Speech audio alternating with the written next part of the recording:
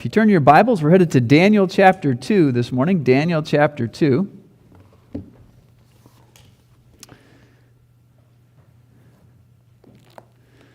I know we've had quite a break as we've gone through the Christmas and the New Year season from our working through the book of Daniel. Kind of excited to get back into it, honestly, and begin to open up some of these things a little bit further. In fact, it's been several weeks since we had part 1. So our title message this morning is The Secret Revealed, part 2. And we're looking at this, following up after Daniel has had the dream that Nebuchadnezzar dreamed and that he forgot. It's been revealed to Daniel after he and his 3 friends, Hananiah, Mishael, and Azariah, after they make petition of the mercies of the God of heaven, that he would reveal to them the secret. And then, just as kind of a little recap here, we'll pick it up in verse 19, give us a little of the backstory here. It says, "Then was the secret revealed unto Daniel in a night vision. Then Daniel blessed the God of heaven. Daniel answered and said, Blessed be the name of God forever and ever, for wisdom and might are his. He changes the times and the seasons. He removes kings and sets up kings. He gives wisdom unto the wise and knowledge to them that know understanding. He revealeth the deep and secret things. He knows what is in the darkness, and the light dwells with him. I thank thee and praise thee, O thou God of my fathers, who hast given me wisdom and might, and hast made known unto me now what we desired of thee. For thou hast now made known unto us the king's matter." Okay? Now, part that we didn't touch on and haven't reached all the way back to this morning, and we've covered these already, were the life experiences of Daniel and his 3 friends. Okay? If we were to put them on a scale, they would probably fall somewhere between terrifying and tumultuous. All right? Awful experiences that Daniel had as a teenage boy. Horrible times that Daniel and his friends lived in. Many hundreds or thousands of them were captured after the siege of Jerusalem. They were ripped from their homes in Jerusalem, taken away from their families. Many of their families probably perished. And then they were ripped away and taken to a foreign land hundreds of miles away. They were told basically to forget their families, forget their homes, forget all the stuff that's behind them. Now you do like we do. And they were told to transition language and culture and understanding, that try to put an entirely different look on it. There were 4 individuals that stood out in the midst of this, all of the chaos and all of the challenges. They in particularly trusted in God. And that stands out far above all of the others who were taken captives. And I would contest that it was their trust in God that steadied them. Okay? Something that it might be worthwhile to do.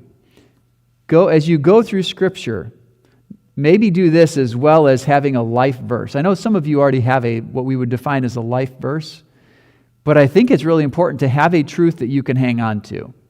Okay?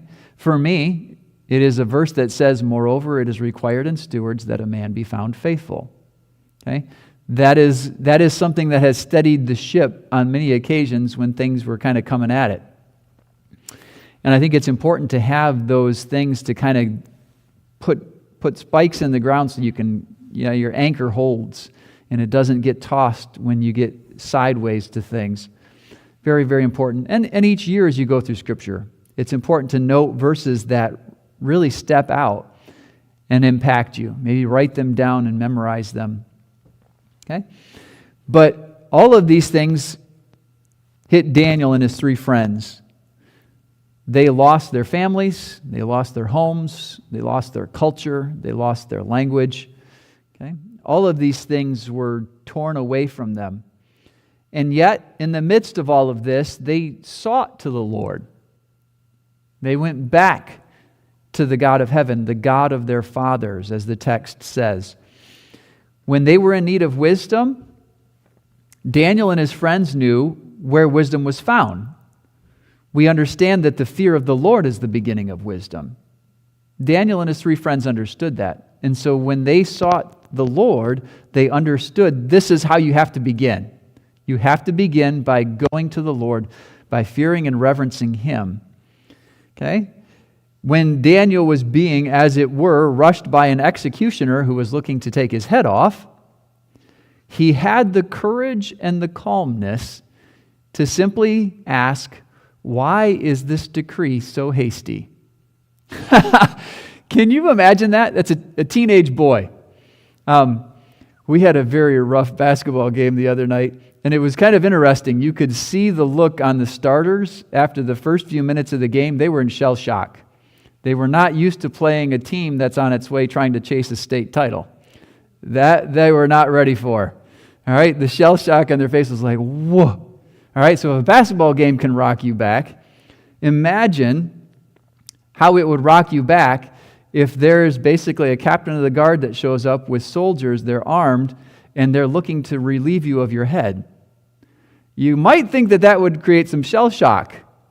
Daniel simply says, why is the decree so hasty? Talk about courage and calmness in the face of something that's like, most of us would we'd be at 5 alarm bells. We'd be like, what? Stop, no. We'd be in panic mode. Not so. Daniel had a very incredible courage and calm about him. Okay?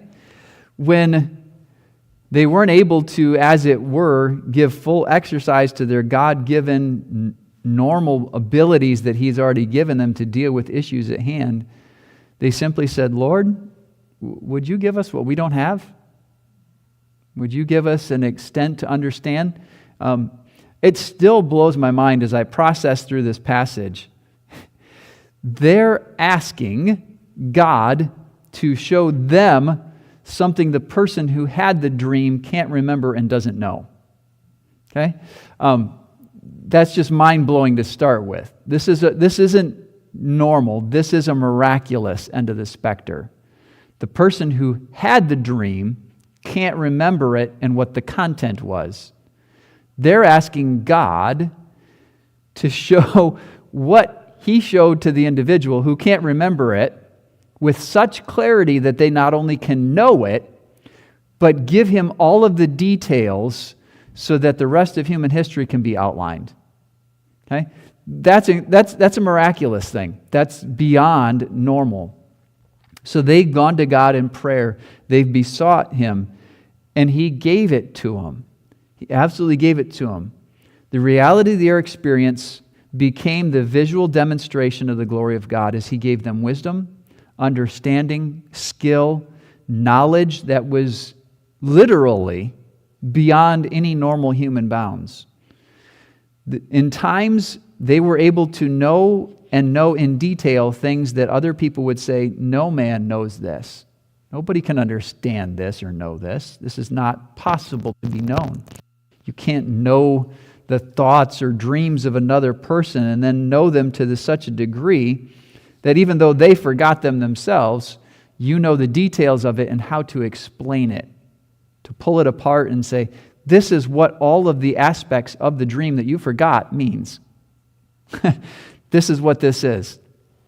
So God did something miraculous. He went beyond the natural and the normal, and He did for Daniel and his friends something that was miraculous. And they showed fearlessness, calm, and courage in the face of what most of us would find a very panic-ridden situation. Okay? If somebody's trying to relieve you of your head, that's typically not the time that you show calm. Okay? They sought the mercies of God. They sought secret things that only God can reveal, and God revealed them to Daniel.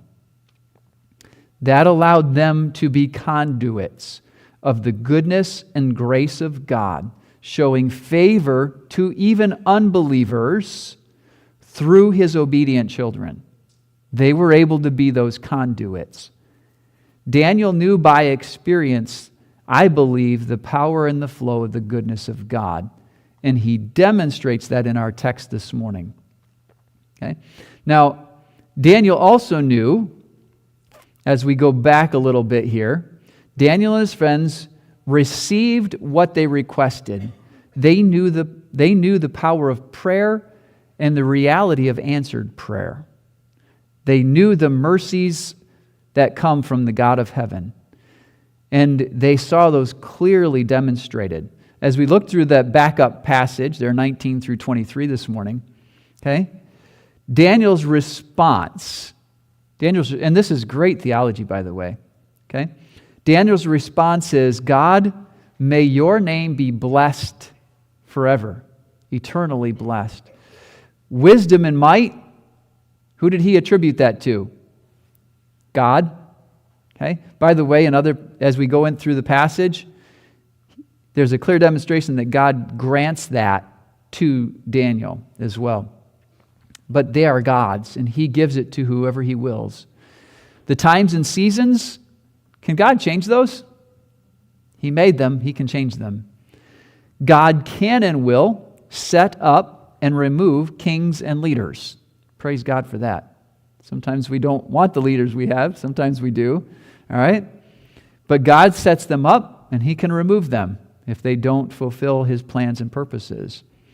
God can and will give out wisdom and knowledge and won't chastise us for it. He'll give it freely.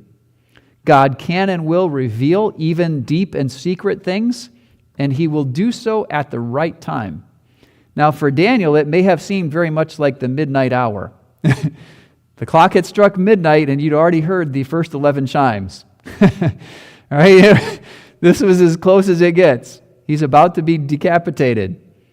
And God brings in calm, brings in courage, and grants the time and the release. And then he acknowledges that God alone is worthy of our praise. All right? He gives thanks and praise to the God of his fathers. Now, Daniel, think about this. Now, I want to make a contention this morning. Knowledge is power. And God, I do believe, grants knowledge to those who will utilize it. Now, how will they utilize it? Now, if you were in Daniel's shoes, how would you feel about Nebuchadnezzar? The guy who sent his army to destroy your city, slaughter your friends, destroy your home and your culture, tear down all of the edifices, and rip them away from your homeland.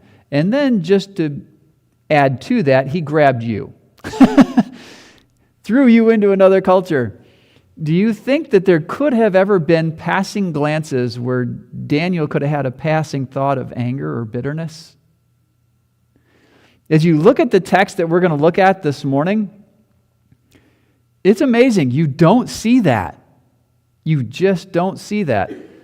Old Nebuchadnezzar had basically destroyed everything that he held dear.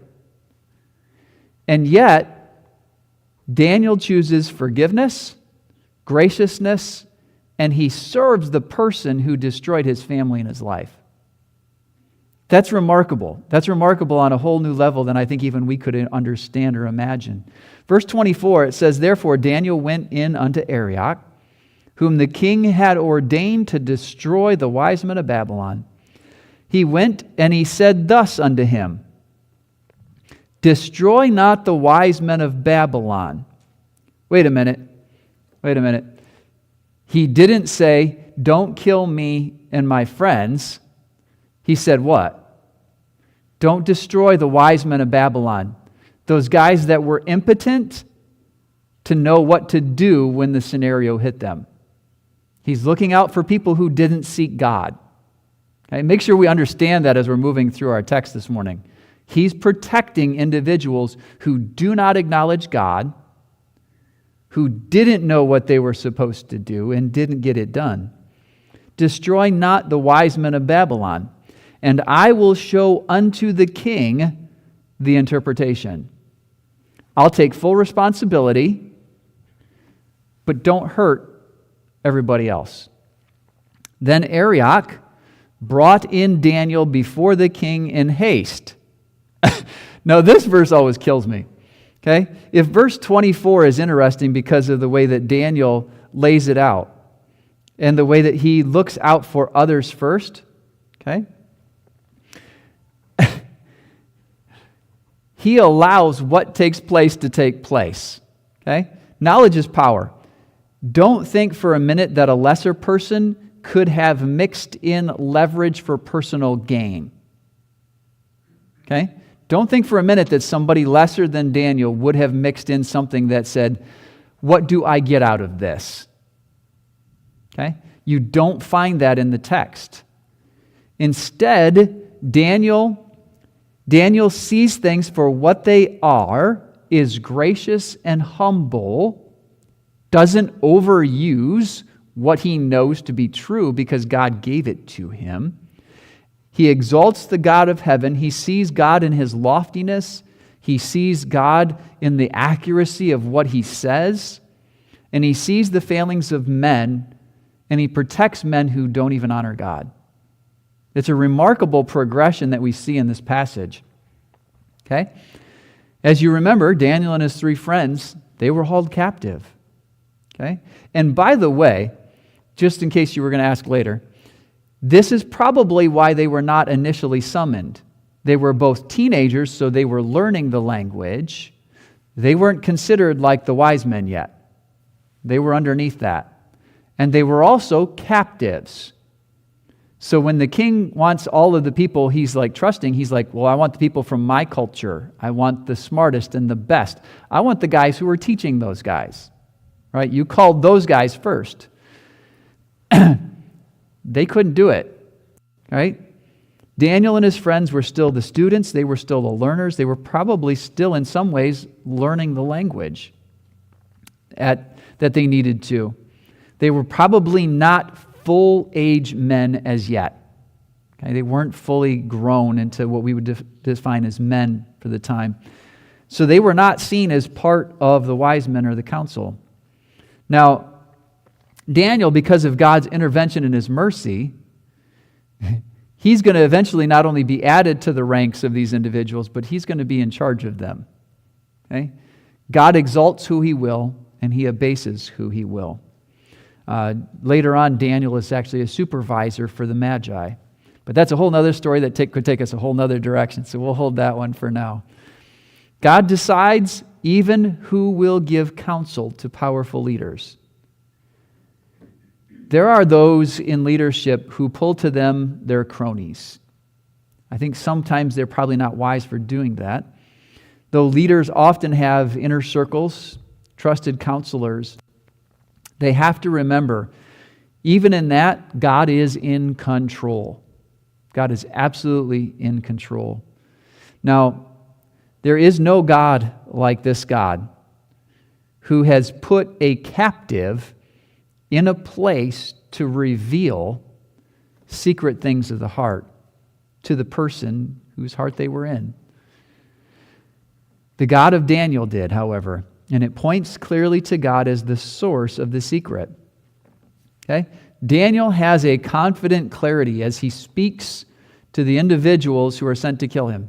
He says, don't destroy the wise men of Babylon. Don't do that. Preserve their lives. Okay? He does so with clarity, and the question itself helps the individual whose assignment is to kill people. It helps bring clarity to him.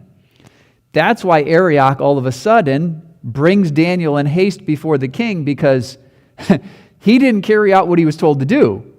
Okay, just so we're all on the same page here. Arioch was told to do what to the wise men?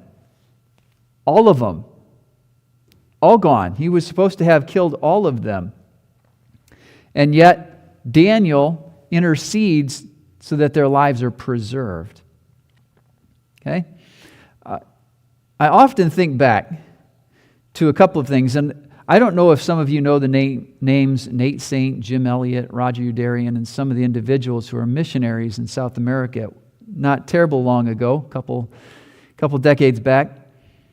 But if you ever watch The Light and the Glory or some of the movies that were made about those individuals, the one line that stuck out to me in all of the movie is when Nate Saint's son asks him, well, you're taking a firearm, you'll use that if you need to defend yourself, won't you? And the dad responds to the son, well, no, they don't know Jesus. We won't kill them. We know Jesus. If we die, we get to go to be with the Lord. They won't. They'll be bereft of the opportunity to spend eternity in heaven.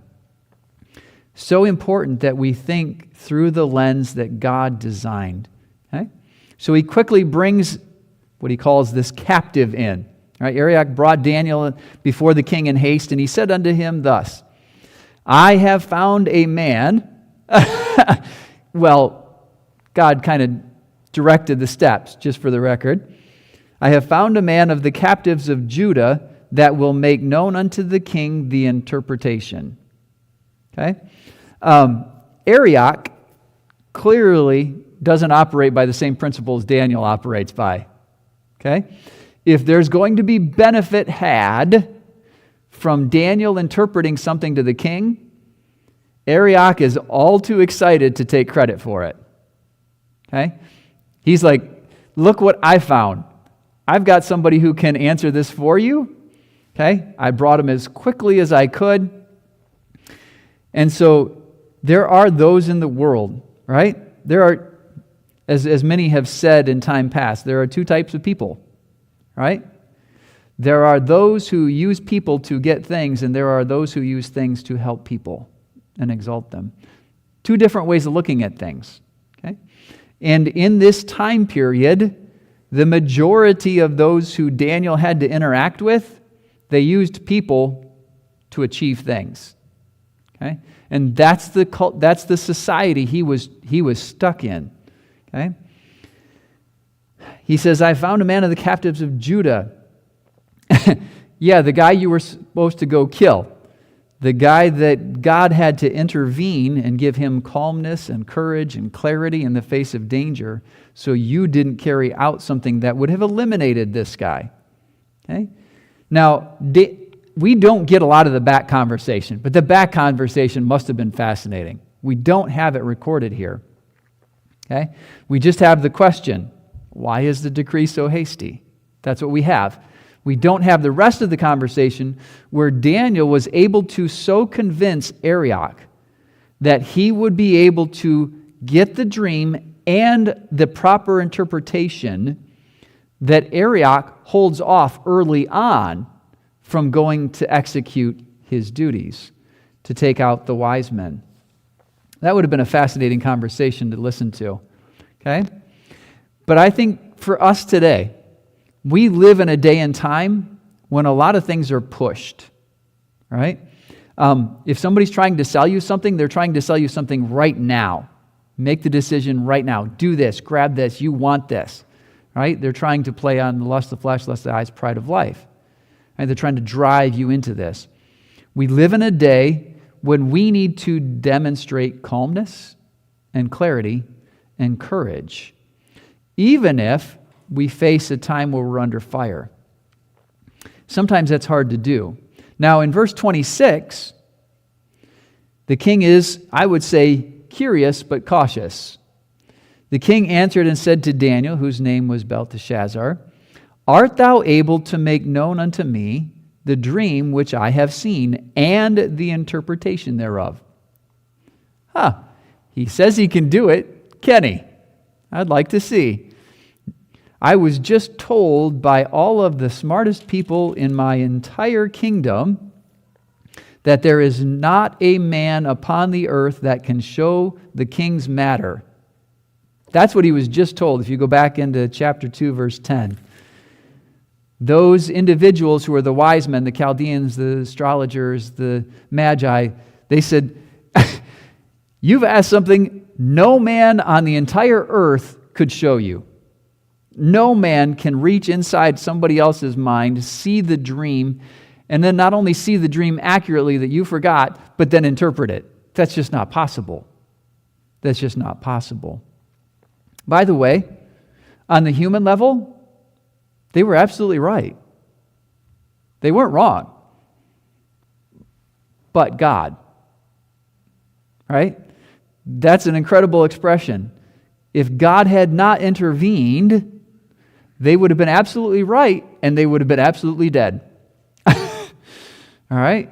And Babylon would have looked far different than it did. All of the counselors would have been ripped out. But God did intervene, and God did so in a dynamic way. Now, when we get later on, and sometimes there's so much crossover in the book of Daniel, it's not even funny. But it's highly likely that individuals that Nebuchadnezzar at this point in time says, I want them executed, they actually hold the kingdom for him later.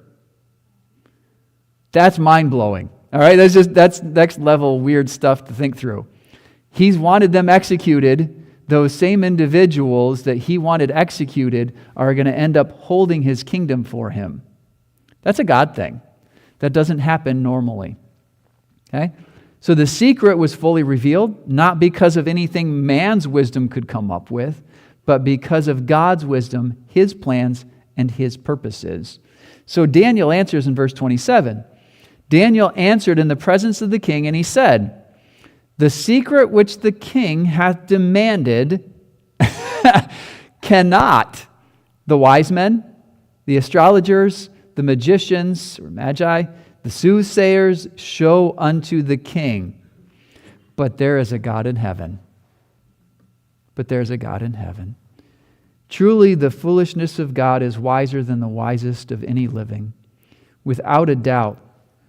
Now, that goes next level because there is no foolishness with God. God is absolutely perfect in every way.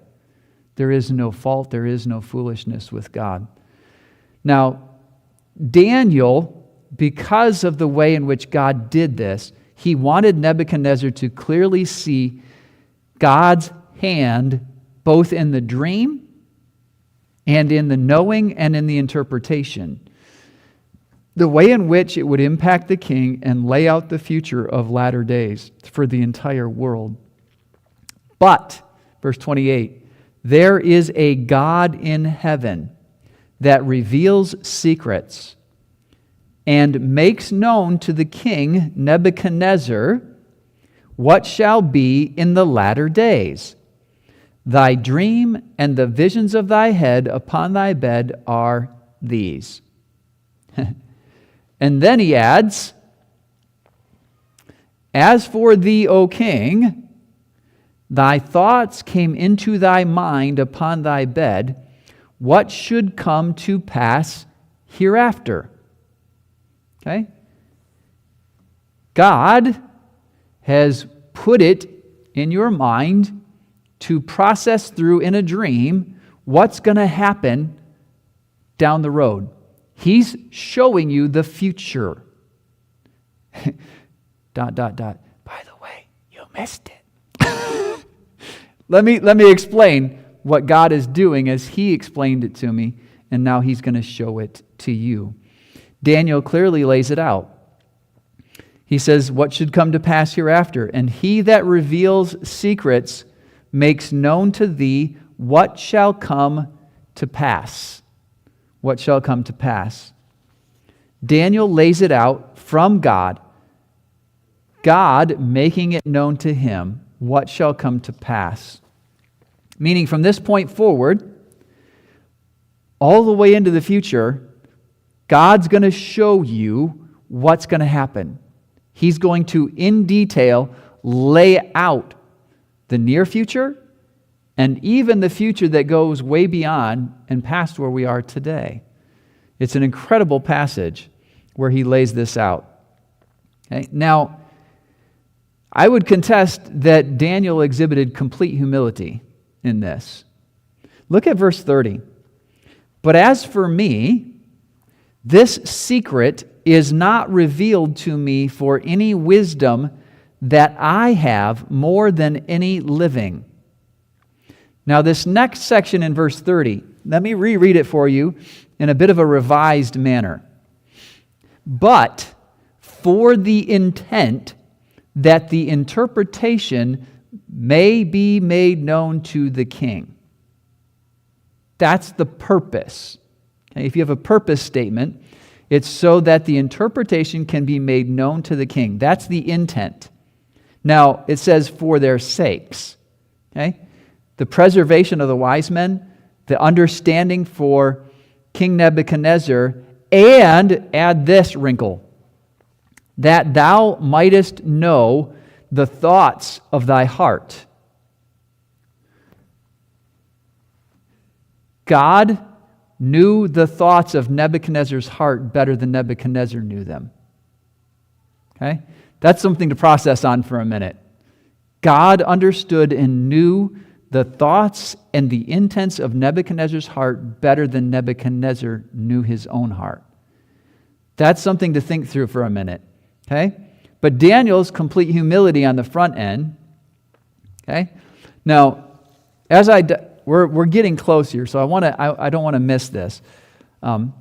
This is from Harry Ironside. H.A. Ironside wrote this in lectures to his students. All right? So I want to pick this up this morning. This is from H.A. Ironside.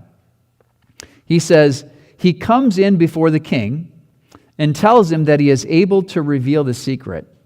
He makes it plain that it is not through any superior wisdom of his own that he is able to do this. But he tells Nebuchadnezzar, there is a God in heaven that reveals secrets and makes known to King Nebuchadnezzar what shall be in the latter days. It was of God that this great king was brought to the end of all human resources. If he had been able to remember his dream, he never would have realized that he had to do with God. You ever heard the expression, with whom we have to do? It's so important that we understand God is the one with whom we have to do.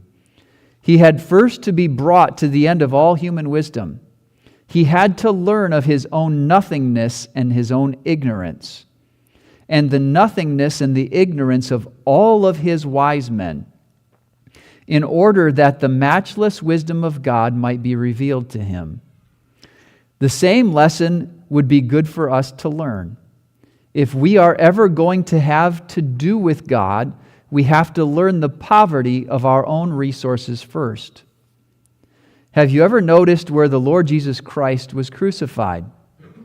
It was at Golgotha, the place of a skull. If you were saved, you began at the place of a skull. That is not very nice for human pride, for it is the place of death. It is the place of the end of all human wisdom. You cannot reason it out. All the wise men of the earth cannot teach it to you. You have to be brought to the place of an empty skull, the helplessness of death, where you realize that God is writing confusion on all the wisdom of this world. And so this great king had to be brought to the place where he learned that man's extremity is God's opportunity. Then it was that the God of heaven, through his prophet, revealed to him the dream and its interpretation. He said it better than I did, so I thought I'd use him. All right?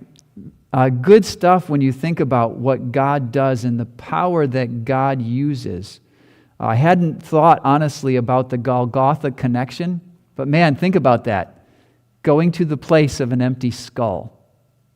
Going to the place of an empty skull and there surrendering. God revealing the thoughts of Nebuchadnezzar's heart to, wait for it, Nebuchadnezzar. Through Daniel, a captive from Judah. Nebuchadnezzar was so full of himself, he could not see the bigger picture. He couldn't see God's powerful hand in control of it all.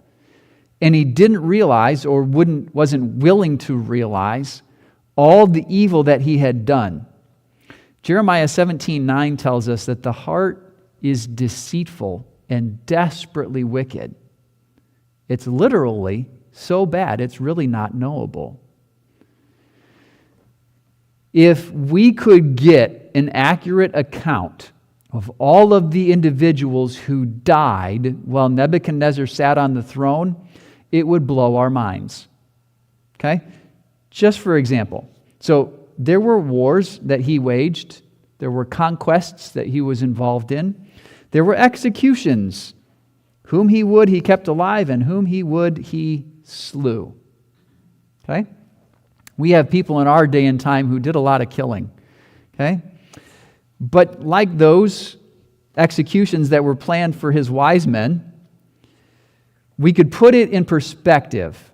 Okay? In the siege of Jerusalem, depending on which historian you cite, we'll use round figures. It is estimated that just above 100,000 people died in the siege of Jerusalem. Okay? 100,000, that's one city.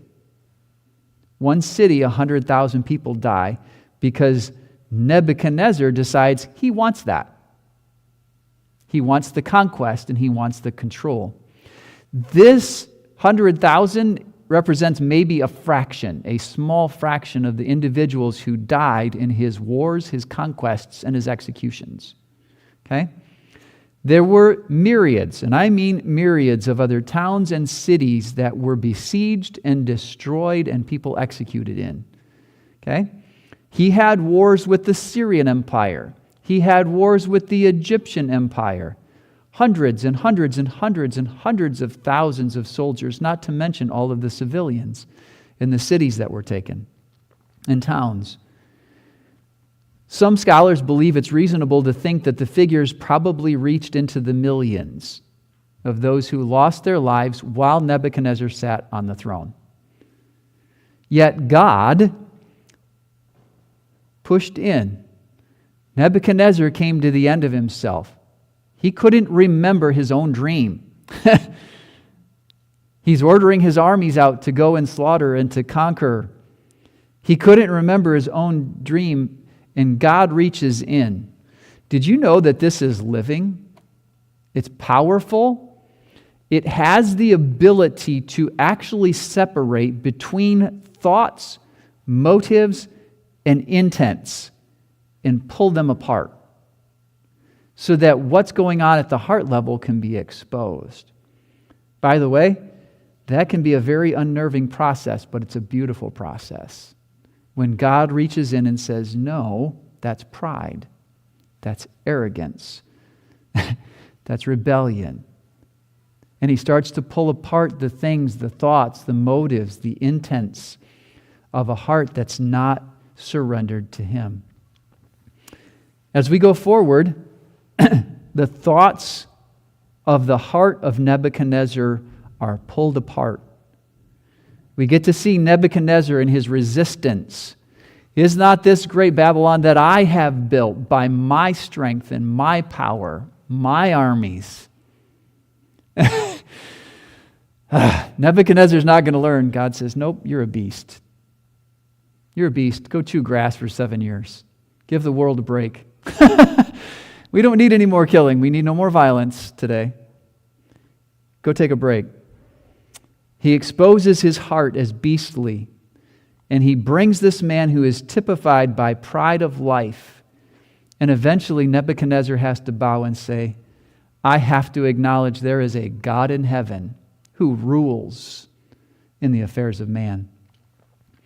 The reason God gave Nebuchadnezzar the dream and then had him forget it, I absolutely believe God did both, was for the intent that the interpretation might be known to the king and that he might know the thoughts of his heart. That he might know the thoughts of his heart. God knows hearts better than anybody. Nebuchadnezzar didn't really know his own heart. He didn't know the beastly depravity that was in there. But God did. God knows the mind. He knows the will. He even knows the emotions we work through. He knows these better than we know them ourselves. And no one can hide from God. It's a beautiful thought for those who are surrendered to Him. The God of heaven cares deeply about what you think about how you set your will, and how you set your emotions. I trust we can all say today that our hearts are yielded to Him, that we're yielded to Him. We're going to finish out with hymn 560. 560. I hope it's something that we